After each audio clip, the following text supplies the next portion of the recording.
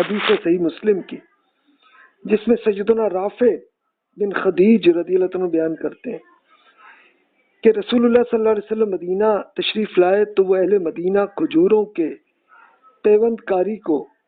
ہم کیا کرتے تھے، تو آپ فرمایا بھی آپ لوگ یہ کیا کرتے ہیں؟ تو وہ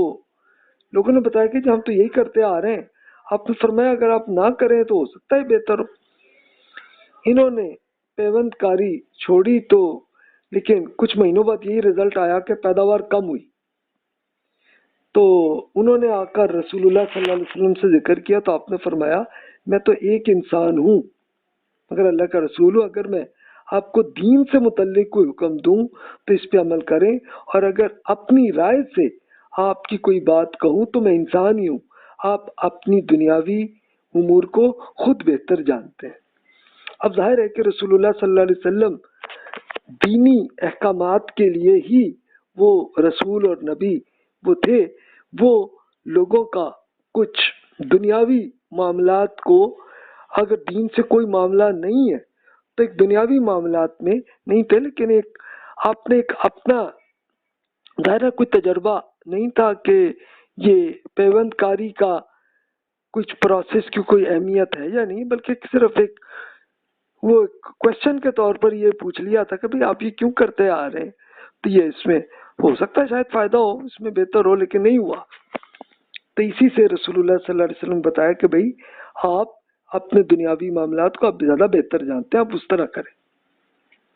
پھر مزید قرآن مجید میں اللہ تعالیٰ نے جو رسول اللہ صلی اللہ علیہ وسلم کو حکم دیا وہ کیا تھا؟ وَاعْفُ عَنْهُمْ وَاسْتَغْفِرْ لَهُمْ وَشَاوِرْهُمْ فِي الْأَمْرِ، اے رسول ان سے درگزر کرتے رہیے، ان کی بخشش کی دعا کرتے رہیے، اور معاملات میں ان سے مشورہ بھی کرتے رہیے۔ وَالَّذِينَ اسْتَجَابُوا لِرَبِّهِمْ وَأَقَامُوا الصَّلَاةَ وَأَمْرُهُمْ شُورَى بَيْنَهُمْ، اہل ایمان تو وہ ہیں کہ جو اپنے رب کی پکار کا جواب دیتے ہیں، نماز قائم کرتے ہیں اور اپنے معاملات کو مشورے سے چلاتے ہیں۔ یعنی مشورے سے کس طرح؟ اس لیے کہ رسول اللہ صلی اللہ علیہ وسلم جب بھی کوئی دنیاوی معاملہ ہوتا تو وہ پھر صحابہ کرام سے اس کا مشورہ پوچھتے تھے کہ ہاں بھی آپ بتائیں آپ کا کیا پوائنٹ آف ویو، کیا اس میں کرنا چاہیے۔ ہاں، ایک بڑی اچھی اگزامپل ہے، یہ ایک حدیث ہے حباب بن منظر رضی اللہ عنہ کی، یعنی یہ وہ واقعہ تھا کہ جب جنگ بدر کے لیے جب وہ پورے لشکر کو رسول اللہ صلی اللہ علیہ وسلم پہنچے تو اب بدر پہ جس مقام پر اپنا ملٹری کو جہاں پہ روکا تھا، یعنی وہاں پہ ظاہر ہے کہ خیمے بنانے ہوں گے اس جگہ پہ، تو اس وقت حباب بن منظر رضی اللہ عنہ ایک صحابی ایک مشورے میں کہنے لگے یا رسول اللہ جس مقام پہ آپ ٹھہرے ہوئے ہیں یہ مناسب نہیں ہے، ہمیں نیچے پانی کی طرف چلنا چاہیے، میں اس جگہ سے واقف ہوں اور جانتا ہوں کہ یہ میٹھا پانی ہے، ہم پانی کی اب بہاؤ تبدیل کر کے اسے ایک باقاعدہ ایک سوئمنگ پول کی طرح اس کی شکل دے دیں گے، اس سے پانی پیئیں گے، جنگ کریں گے اور صرف ہم ہی اس سے فائدہ اٹھا سکیں گے۔ تو جبریل علیہ السلام اس وقت رسول اللہ صلی اللہ علیہ وسلم کے پاس آئے، اترے اور کہنے لگے کہ حباب کی رائے درست ہے، چنانچہ رسول اللہ صلی اللہ علیہ وسلم اٹھے اور اسی پہ آپ نے عمل کیا۔ اب دیکھیں حباب بن منظر رضی اللہ عنہ پہلے ہی بدر سے بہت عرصہ پہلے بھی وہ گزرتے آتے ہوتے تھے، ان کو پوری لوکیشن کا صحیح پتہ تھا، تو اس لیے انہوں نے رسول اللہ صلی اللہ علیہ وسلم کے اس سے ایک چھوٹا سا اختلاف بھی کیا تھا کہ یا رسول اللہ یہ جگہ کے بجائے زیادہ مناسب جگہ ہے کہ پانی کے پاس ہم آئے، تو پھر رسول اللہ صلی اللہ علیہ وسلم نے اس رائے کو قبول کیا اور چلے گئے۔ اچھا، دوسری اگزامپل دیکھتے ہیں، جنگ احد ہوئی اگلے سال جب مدینہ پر حملے کے لیے مکہ سے ایک 3000 افراد جنگ کے لیے مدینہ کو تباہ کرنے کے لیے آئے تھے، تو رسول اللہ صلی اللہ علیہ وسلم کی رائے یہ تھی کہ مدینہ سے باہر نکل کر مقابلہ ہم نہ کریں، بلکہ شہر کے اندر رہ کے ہم اس کی سیکیورٹی اچھی ہم کر سکتے ہیں۔ تو آپ کے خواب کے مطابق یہی رائے पसंदीदा थी, लेकिन आपने सहाबा करام से इसमें मशवरा लिया। तो अब्दुल्ला बिन उबई का मशवरा ये था, अब ये अब्दुल्ला बिन उबई एक मुनाफिकीन का हेड था, उसका मशवरा भी यही था कि बाहर निकलकर मुकाबला ना करें, सिक्योरिटी करें। और मुहाजिरीन और अंसार के बुजुर्गों की राय भी यही थी। यानी अब ये सहाबा करम रज़ी अल्लाह अन्हुम जो बड़े अरसे से जिनकी तरबियत हो चुकी थी और जो बड़े मुखलिस थे, तो उनकी राय भी यही थी कि शहर के अंदर से हम जाके सिक्योरिटी कर लें। तो रसूलुल्लाह सल्लल्लाहु अलैहि वसल्लम ने फरमाया कि भी ठीक है, मदीना में ठहरते हैं और बच्चों और खवातीन को महफूज मुकाम पर छोड़ देते हैं। तो उस वक्त नए नौजवान लड़के जिन्होंने इससे पहले जंग बदर में हिस्सा नहीं लिया था, वो रसूलुल्लाह सल्लल्लाहु अलैहि वसल्लम से मुतालबा कर रहे थे कि जनाब बाहर निकलकर एक खुली जंग दुश्मन का मुकाबला हम करें। ये लोग शहादत की शदीद ख्वाहिश रखते थे। अब रसूलुल्लाह सल्लल्लाहु अलैहि वसल्लम ने ये देखा कि मेजॉरिटी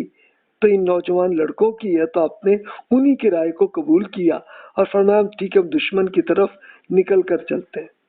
और बाहर निकल कर मुकाबला करने के लिए फिर कसरत राय की वजह से इसमें आए और बाहर निकल के ये जंग हुई। तो ये आप देखिए कि किसमें अगरचे अब ये क्यों कि ये नए नौजवान थे, अब जाहिर है कि पिछले साल जंग बदर में वो नहीं आए थे और वो बहुत उनमें ख्वाहिश थी कि हम सही तरह से एक पावर के साथ हम करें जंग, और उनकी तादाद भी ज्यादा थी और लोग बहुत से ईमान भी ला चुके थे। तो इनकी मेजॉरिटी पे ही रसूलुल्लाह सल्लल्लाहु अलैहि वसल्लम ने फिर फैसला किया कि ठीक है अभी हम बाहर जाए। तो इसी के नतीजे में अब्दुल्ला बिन उबई अपने पूरे मुनाफिक पार्टी को लेके बाहर, वो कहता नहीं जनाब ये तो हमारी बात नहीं मानी, हम तो नहीं जी नहीं आएंगे, तो वो फिर आया ही नहीं जंग में। ये देखिए कि इस रसूलुल्लाह सल्लल्लाहु अलैहि वसल्लम ने किस तरह से लोगों को एक आजादी के साथ सोचने की हर एक को दी। एक और अगली एग्जांपल देखें, अब तीसरी जंग हुई जंग खंदक। इसमें अब रसूलुल्लाह सल्लल्लाहु अलैहि वसल्लम प्लानिंग कर रहे थे कि ये अब जाहिर है कि अब तकरीबन 30,000 बड़ा लश्कर मदीना को तबाह करने के लिए फिर आया था और इसमें बहुत सारे कबाइल के लोगों को इकट्ठा किया था। तो इसमें रसूलुल्लाह सल्लल्लाहु अलैहि वसल्लम अब उसकी प्लानिंग कर रहे थे। तो इस वक्त सलमान फारसी रज़ियल्लाहु अन्हु ने मशवरा दिया कि जनाब इसके लिए अब ये करें कि मदीना शहर के इर्द गिर्द एक खंदक बना लें, इससे ये होगा कि कोई आसानी से अंदर नहीं आ सकेगा। अब सलमान फारसी रज़ियल्लाहु अन्हु इससे पहले गुलाम थे और वो इनको खुद रसूलुल्लाह सल्लल्लाहु अलैहि वसल्लम ने खरीदा था और इनको आज़ाद कर दिया था फौरन। अब ये एक्चुअली चूंकि ईरान के रहने वाले थे और वो सिर्फ रसूलुल्लाह सल्लल्लाहु अलैहि वसल्लम से मिलने के लिए आए थे, लेकिन इनको अगवा करके गुलाम बनाया गया था। तो रसूलुल्लाह सल्लल्लाहु अलैहि वसल्लम ने इनको आज़ाद किया था और अब एक साबका गुलाम को जिनका कोई स्टेटस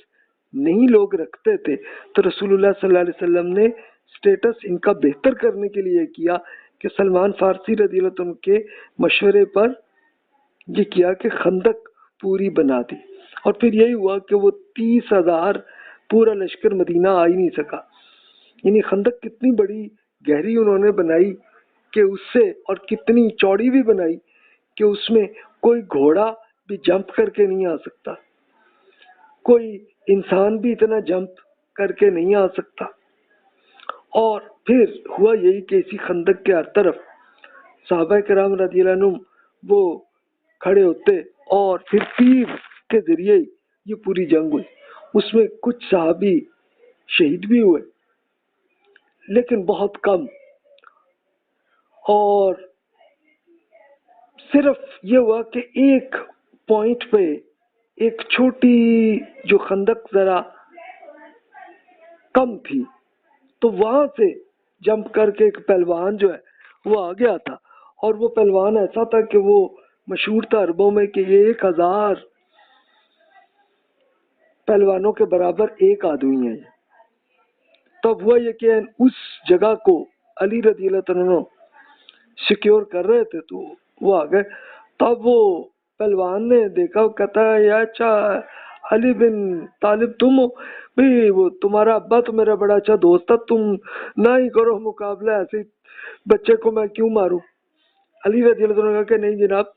میں تو ضرور آپ سے جہاد کروں گا، اور ہوا، اور اسی پہلوان کو علی رضی اللہ عنہ نے قتل بھی کیا۔ اور